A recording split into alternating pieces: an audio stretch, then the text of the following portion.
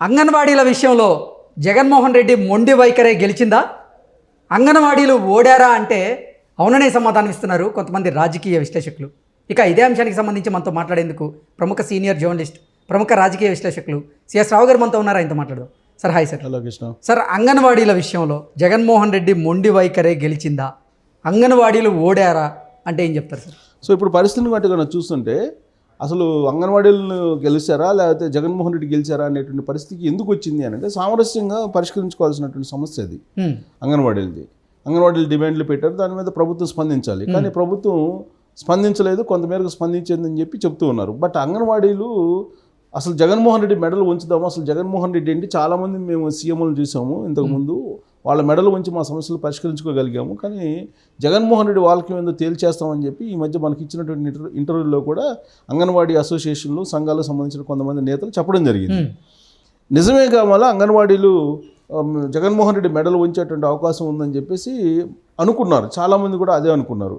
So anganwadi సమస్యలు పరిష్కరిస్తారు, ఇంత పెద్ద ఎత్తున 42 రోజుల పాటు సమ్మె చేస్తే ఖచ్చితంగా జగన్మోహన్ రెడ్డి ఒక మెట్టు దిగొచ్చైనా సరే వాళ్ళ సమస్యలు పరిష్కరిస్తారని చెప్పేసి అనుకున్నారు. కానీ చలో విజయవాడ కార్యక్రమం ఏదైతే పెట్టారో ఆ కార్యక్రమాన్ని చిన్న భిన్నం చేయడంతో జగన్మోహన్ రెడ్డి అంగన్వాడీల మీద పైచేయి సాధించారని చెప్పేసి మనం ఒక రకంగా అభిప్రాయానికి రావచ్చు. కారణం ఏంటంటే చలో విజయవాడ కార్యక్రమం వీళ్ళు పిలుపునిచ్చారు అంగన్వాడీలు. పిలుపునిచ్చినటువంటి క్రమంలో ముందు నుంచే ఆంధ్రప్రదేశ్ ప్రభుత్వం, ఆంధ్రప్రదేశ్ పోలీసులు అసలు అంగన్వాడీలు ఎవరెవరు యాక్టివ్గా ఉన్నారు, ఎవరెవరు ఈ కార్యక్రమాన్ని ముందుండి నడిపిస్తున్నారు అనే దాని మీద ఒక క్లారిటీకి వచ్చేసారు. క్లారిటీకి వచ్చి వీళ్ళని ఏ విధంగా విడగొట్టాలి, ఏ విధంగా వాళ్ళ మధ్య సమన్వయం లేకుండా చేయాలి అనే దాని మీద బాగా కసరత్తు చేశారు ఆంధ్రప్రదేశ్ పోలీసులు. దాంతో అసలు వాళ్ళు ఇవాళ సోమవారం రోజు చలో విజయవాడ కార్యక్రమానికి పిలుపునిస్తే శనివారం నుంచి ఆంధ్రప్రదేశ్ ప్రభుత్వం, ఆంధ్రప్రదేశ్ పోలీసులు అంగన్వాడీలు విజయవాడకు రాకుండా ఏ విధంగా అడ్డుకుందాం అనే దాని మీదనే కసరత్తు చేశారు.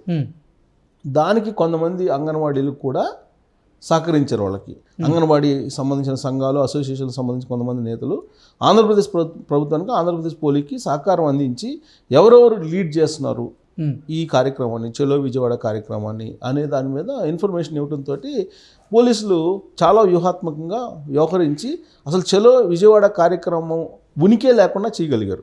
అంటే ఉనికి మీన్స్ అంటే రాష్ట్రం నలుమూలల నుంచి రావాల్సినటువంటి అంగన్వాడీల్ని ఎక్కడికక్కడ అడ్డుకున్నారు. ఎక్కడికక్కడ అడ్డుకొని వాళ్ళని అరెస్ట్ చేసేసి కీలకమైనటువంటి నేతల ఉద్యోగాలు కూడా తీసేసేటువంటి పరిస్థితికి వచ్చారు. సో అందరినీ అదుపులో తీసుకున్నారు, యాక్టివ్గా ఉండేటువంటి వాళ్ళని అదుపులో తీసుకుని ఎక్కడికక్కడ ఏ జిల్లా సరిహద్దులు దాటకుండా చేయగలిగారు ఆంధ్రప్రదేశ్ పోలీసులు. చివరికి విజయవాడకు వచ్చేటప్పటికి విజయవాడలో అసలు అంగన్వాడీ చలో విజయవాడ కార్యక్రమం అసలు ఉందా లేదా అనేటువంటి పరిస్థితి తీసుకొచ్చారు. సో సోమవారం ఉదయం అయితే కొంత ఉద్రిక్త పరిస్థితి అయితే నెలకొంది విజయవాడలో. అంగన్వాడీలు అందరూ వస్తున్నారు, రాష్ట్ర నలుమూలల నుంచి తరలి వచ్చేటువంటి అవకాశం ఉంది. భారీ ఎత్తున దాదాపు 1,00,000 పైగా అంగన్వాడీలు ఆయాలు ఉన్నారు, 1,50,000 వరకు. సో వాళ్ళందరూ తరలి వచ్చేటువంటి అవకాశం ఉంది. వాళ్ళతో పాటు రాజకీయ పార్టీలు, వాళ్ళతో పాటు వామపక్ష పార్టీలకు సంబంధించినటువంటి కార్యకర్తలు వీళ్ళందరూ వచ్చేటువంటి అవకాశం ఉంది. గతంలో ప్రభుత్వ ఉద్యోగులు అలాగే టీచర్లు చేసినటువంటి ఉద్యమంలాగా హిట్ అవుతుంది, క్లిక్ అవుతుంది, విజయవంతం అవుతుంది అనేటువంటి అభిప్రాయంతో ఉన్నారు చాలామంది. కానీ చాలా నింపాదిగా ఆంధ్రప్రదేశ్ ప్రభుత్వం ఉంది, ఆంధ్రప్రదేశ్ ముఖ్యమంత్రి జగన్మోహన్ రెడ్డి కూడా నింపాదిగా ఉన్నారు. ఆంధ్రప్రదేశ్కి సంబంధించినటువంటి పోలీసులు మాత్రం చాలా వ్యూహాత్మకంగా వ్యవహరించారు. జగన్మోహన్ రెడ్డి ఇచ్చినటువంటి ఆదేశాల మేరకు వాళ్ళని చిన్నాభిన్నం చేయగలిగారు. చిన్నాభిన్నం చేయడంతో పాటు అసలు వాళ్ళ సరిహద్దులు దాటి రాకుండా విజయవాడ వైపు ఎక్కడికెక్కడ అడ్డుకొని వాళ్ళని నిరోధించగలిగారు. దీంతో జగన్మోహన్ రెడ్డి సక్సెస్ అయ్యారని చెప్పి మనం చెప్పడానికి అవకాశం ఉంది. సో ఆయన విజయవంతం అయ్యారా వీళ్ళ మీద అని అంటే ఆ కోణం నుంచి కాకుండా జగన్మోహన్ రెడ్డి ఎందుకు అసలు వీళ్ళని సమ్మె చేస్తున్నటువంటి వాళ్ళని పిలిచి మాట్లాడలేకపోయారు అనేది మనం కనుక విశ్లేషణ చేసుకుంటే అక్కడ పొలిటికల్ ఇన్ఫ్లుయెన్స్ ఉంది కాబట్టి ఒక మెట్టు దిగ్గకూడదు అనేది జగన్మోహన్ రెడ్డి యొక్క ఆలోచన అనేది తాడేపల్లి క్యాంపస్లో జరుగుతున్నటువంటి టాక్. అంటే జగన్మోహన్ రెడ్డి ఈ సమ్మె వెనక అంటే ప్రతిపక్షాలు ఉన్నాయని భావిస్తున్నాడు సార్. సో ప్రతిపక్షాలు ఉన్నాయి, అలాగే వామపక్ష పార్టీలు బలంగా ఉన్నాయని చెప్పి ఆయన భావిస్తున్నాడు. అందుకే ఆయన చాలా సీరియస్గా ఈ సమ్మె మీద దృష్టి పెట్టాడు. సహజంగా అవసరమైతే కనుక గతంలో ప్రభుత్వ ఉద్యోగులు ఆయన పీఆర్సీ కోరినప్పుడు కానీ, వాళ్ళు డిమాండ్లు పెట్టినప్పుడు కానీ మంత్రుల కమిటీ వేశారు. మంత్రుల కమిటీ రకరకాలుగా చర్చించింది, అనేకసార్లు సంప్రదింపులు జరిపారు. సిపిఎస్ రద్దు చేయలేము, జీపీఎస్ తీసుకొస్తామని చెప్పారు. ఇలా రకరకాల ఆప్షన్స్ పెట్టి చర్చలు జరిపారు మంత్రివర్గ ఉపసంఘం. ఆ తర్వాత జగన్మోహన్ రెడ్డి 1-2 సందర్భాల్లో వాళ్ళతో నేరుగా మాట్లాడారు. కానీ అంగన్వాడీల విషయం వచ్చేటప్పటికి వాళ్ళతోటి మాట్లాడటానికి కూడా జగన్మోహన్ రెడ్డి ఇష్టపడలేదు. ఇష్టపడకపోగా అసలు వాళ్ళ సమ్మె ఏ విధంగా నిర్వహిస్తారు, మొత్తం అసలు ఒక యుద్ధం మాదిరిగానే మొదటి నుంచి కూడా ఒక యుద్ధం మాదిరిగానే అంగన్వాడీలతో వ్యవహరించాడు జగన్మోహన్ రెడ్డి ప్రభుత్వం, జగన్మోహన్ రెడ్డికి సంబంధించినటువంటి యంత్రాంగం అంతా కూడా. సో ఎందుకు ఆ విధంగా వ్యవహరించారు అనే దాని మీద కనుక మనం క్వశ్చన్ వేసుకుంటే ఖచ్చితంగా ఇది ఎన్నికల సమయంలో విపక్షాల ప్రోత్సాహంతో జరుగుతున్నటువంటి సమ్మెగా ఆయన భావించారు. అందుకే తనేంటో చూపించేటువంటి ప్రయత్నం చేశారు. తనేంటో ఆల్రెడీ ప్రభుత్వ ఉద్యోగులు చూపించారు, టీచర్స్ చూపించారు. సో దాంతో ఇప్పుడు ప్రభుత్వ ఉద్యోగులు కానీ టీచర్స్ కానీ ఎవరు కూడా ముందుకు వచ్చి ధర్నా చేయడానికో ఆందోళన చేయడానికో ఎవరు కూడా ముందుకు రావట్లేదు. కానీ అంగన్వాడీలు మాత్రం ముందుకు వచ్చారు. ముందుకు వచ్చి వాళ్ళతో పాటు ఆల్రెడీ గతంలో మనం తీసుకుంటే స్టార్టింగ్ నుంచి తీసుకుంటే కనుక సమ్మె స్టార్టింగ్ నుంచి కనుక వాళ్ళు సమ్మె స్టార్ట్ చేసినటువంటి కొన్ని రోజులకి మున్సిపల్ ఉద్యోగులు యాడ్ అయ్యారు, వాళ్ళకి మద్దతు పలికారు. ఆ తర్వాత సర్వశిక్ష అభియాన్కి సంబంధించినటువంటి ఉద్యోగులు కూడా మమ్మల్ని పర్మనెంట్ చేయండి, మేము కాంట్రాక్ట్ బేసిస్ మీద మమ్మల్ని పర్మనెంట్ చేయండి అని చెప్పి వాళ్ళు యాడ్ అయ్యారు వీళ్ళతో పాటు. అలాగే కొంతమంది వాలంటీర్లు కూడా వీళ్ళకి కోఆపరేట్ చేశారు. సో ఇది ముదిరి పాకాన పడిపోయింది. ముదిరి పాకాన పడిపోయిన తర్వాత మేము ఎట్టి పరిస్థితుల్లో జీతాలు పెంచమని చెప్పి అనేక సందర్భాల్లో మంత్రి బొత్స సత్యనారాయణ చెప్పారు, వైఎస్ఆర్ కాంగ్రెస్ పార్టీ ఎమ్మెల్యేలు చెప్పారు, చాలా క్లియర్గా చెప్పారు. మీ ఇష్టం వచ్చినట్టు చేసుకోండి అని కూడా చెప్పారు. అంత స్థాయిలో ఎప్పుడు కూడా ప్రభుత్వం చెప్పదు. ఆ విధంగా తెగేసి చెప్పినా కానీ ఇంకా మమ్మల్ని పిలిచి మాట్లాడతాడు జగన్మోహన్ రెడ్డి అనేటువంటి ఒక ఆశ అంగన్వాడీల్లో ఇటీవల వరకు కూడా ఉంది. అయితే ఇప్పుడు తాజాగా ప్రభుత్వం వ్యవహరించినటువంటి తీరుని కనుక చూస్తే కనుక ఎంత కోపంగా ఉన్నాడు జగన్మోహన్ రెడ్డి అంగన్వాడీల మీద అనేది అర్థమవుతుంది.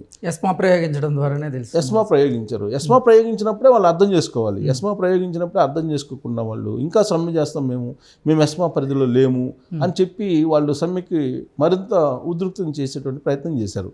ప్రయత్నం చేసినటువంటి క్రమంలో అంతే స్పీడ్గా జగన్మోహన్ రెడ్డి తన యంత్రాంగాన్ని తన మొత్తం టీంని కదిలిచ్చినటువంటి సందర్భంగా ఇది మొత్తం చిన్నాభిన్నం అయిపోయింది. ఇప్పుడు మంత్రి పెద్దిరెడ్డిని ఏ విధంగా అయితే నిలదీశారు అనంతపురంలో, అదే విధంగా ఎమ్మెల్యేలు నిలదీశారు, అనేక మందిని ప్రభుత్వ అధికారులు నిలదీశారు. వీటన్నిటిని చూసిన తర్వాత వీళ్ళకి ఒక్క పైసా కూడా పెంచేది లేదు అని చెప్పి ఆయనే ఉన్నతాధికారులకి చెప్పారు. ఆ మేరకు అంగన్వాడీల మీద ఈ మొత్తం అరెస్టుల పరం కొనసాగింది. ఆల్రెడీ 12 మంది మీద నిన్ననే కేసులు పెట్టారు. అలాగే ఇవాళ చాలామంది మీద కేసులు పెట్టారు. ప్లస్ ఇంకోటి ఏంటంటే హాజరు కానటువంటి వాళ్ళు ఎవరైతే ఉన్నారో వాళ్ళ లిస్ట్ అవుట్ కూడా చేశారు. వాళ్ళు లిస్ట్ అవుట్ చేసి ఆల్రెడీ వాళ్ళకి షోకాజ్ నోటీసులు ఇచ్చారు. షోకాజ్ నోటీసులకు రిప్లై ఇవ్వనటువంటి వాళ్ళు, ఇచ్చినటువంటి వాళ్ళు ఇలా కేటగిరైజ్ చేశారు. కేటగిరైజ్ చేసి ఆల్రెడీ ఉద్యోగాల నుంచి తీసేస్తున్నామని చెప్పి ఆల్రెడీ ఉత్తర్వులు కూడా జారీ చేశారు కొన్ని జిల్లాల కలెక్టర్లు.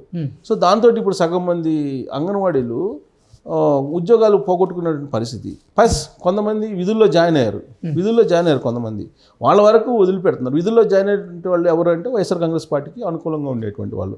సో మొత్తం మీద గతంలో ఆంధ్రప్రదేశ్ ప్రభుత్వ ఉద్యోగులు టీచర్ల మధ్య ఏ విధంగా అయితే డిస్ప్యూట్స్ వచ్చాయో ఇప్పుడు అంగన్వాడీల్లో కూడా తీసుకురావడంలో సక్సెస్ అయ్యాడు జగన్మోహన్ రెడ్డి అని చెప్పి మనం విశ్లేషణ చేసుకోవాలి. ఓకే, అంటే చలో విజయవాడ అనే నినాదంలో జగన్మోహన్ రెడ్డి గెలిచాడు, అంతే, అంగన్వాడీలు ఓడారని మాటలు మనం భావించవచ్చు. ఆ సంఘటన బట్టి మనం ఖచ్చితంగా అలా ఒపీనియన్ రావచ్చు.